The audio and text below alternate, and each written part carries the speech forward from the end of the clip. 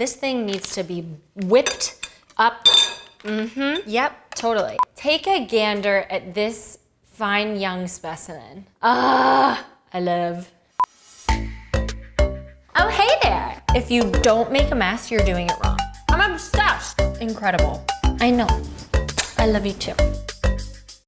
It's almost Christmas and we're making Christmas cookies. Although, if it was almost Valentine's Day, these would also be really good Valentine's Day cookies. And frankly, if you're watching this and it's June, these cookies are just as good as Christmas time. So I'm so excited to make them. We are making a red velvet crinkle cookie, you guys. A crinkle cookie is basically a pretty dense, almost brownie-like cookie that you roll in a combination of granulated sugar and powdered sugar.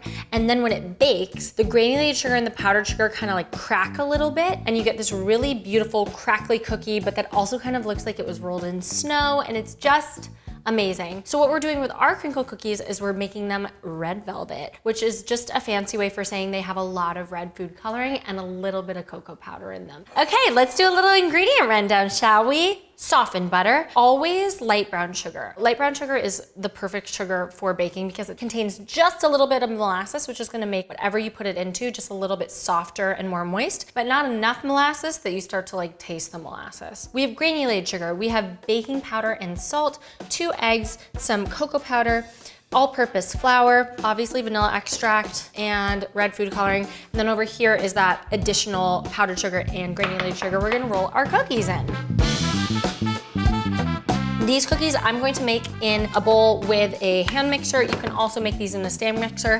Heck, you can also make them by hand, however you want to do it. Anytime a recipe says make it in a stand mixer or make it with an electric mixer, the biggest thing that they're saying there is that this thing needs to be whipped up. Yep, totally. So it just means that your recipe needs to be really well mixed. We're just gonna move our butter around. Then I'm gonna add in 3/4 cup of light brown sugar. Then we're going to add in a 1/2 cup of granulated sugar. And we're gonna mix all of this until combined. I found that whenever I use a hand mixer opposed to a stand mixer, my batter tends to look a little more dry, kind of like this. Like it's a little more like pebbly or maybe wet sandy. And that's just because of the nature of a hand mixer. You're using almost like a whisk. Both are gonna produce a delicious cookie. It's totally fine to do this way. All right, that is good. Then we're gonna add in our 2 eggs. That's all I have to say about that. We are going to mix these in until things just slightly lighten in color. I am sweating.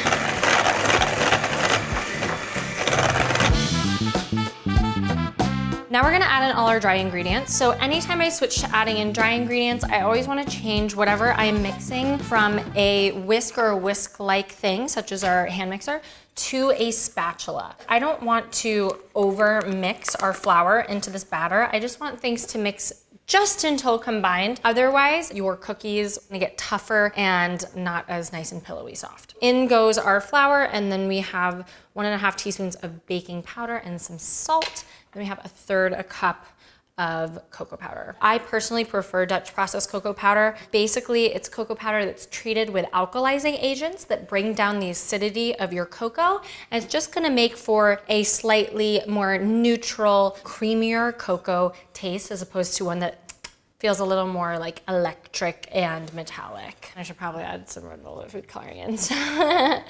I have no idea how much I'm supposed to add, but I'm just gonna. Oh, great! Okay! If you're using professional food coloring, you should add about a 1/2 teaspoon. But sometimes if you're using like those little ones that you get from the store, you'll have to add like a lot more, like 2 teaspoons. Oh, it's getting red. Okay, yeah. Let's add a little more. Why not? It's just fun. Why not? Yeah, that's what I wanted. Okay. Okay, there we go. That looks beautiful and red and exactly what I am going for. Okay, great. Let's move on. I'm going to scoop my cookie dough. My hands are gonna get a little red, whatever. And then I'm gonna take that cookie dough, roll it until it forms a ball, toss that into first granulated sugar, and then powdered sugar. So doing the combination of sugars is what makes the powdered sugar stick the most. Without the granulated sugar, the powdered sugar doesn't have enough to latch onto. But when you put the granulated sugar in first, as the cookies bake, the sugar helps to act as almost a glue between the inside and the outside of the cookie. So that granulated sugar is really, really super necessary to use. These cookies are going to go into a 350-degree oven for 11 to 12 minutes. You're looking for the cookies to really crack, but also be just a little bit firm to the touch so they've clearly baked all the way through. So here we go. Okay, the cookies are out. Look at these! Oh my God, they look absolutely perfect. So they have those crinkles that we talked about. They have a beautiful powdered sugar finish. Take a gander at this fine young specimen. Ah, I love, that looks insane. The last thing to do is to bite into her. Oh, hell yeah. She's thick. It has this really interesting flavor where it's like you can tell that there's a little bit of chocolate in there, but it's not overwhelming. The texture is fantastic. It really is so much more like a brownie than a cookie.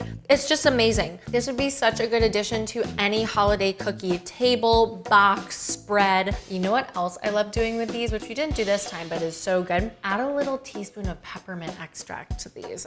Little peppermint red velvet crinkle cookie. You guys, I can't believe this is our last episode of Sweet Tooth Season 2. I've had so much fun doing all of these fall, Thanksgiving, Christmas, holiday bakes with you guys.